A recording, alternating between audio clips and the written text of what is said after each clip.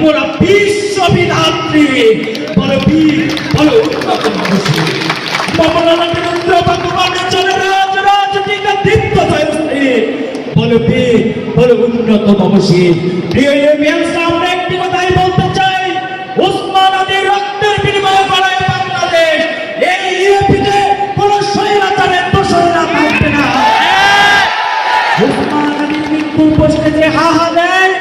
আর আমাদের ইউনিভার্সিটির ভিসি নাকি সেটা জানেই না এমন ভিসিকে আমরা ইউপিতে এক মুহূর্ত দেখতে চাই এবার আমাদের আন্দোলন চলবে চলবে দাবি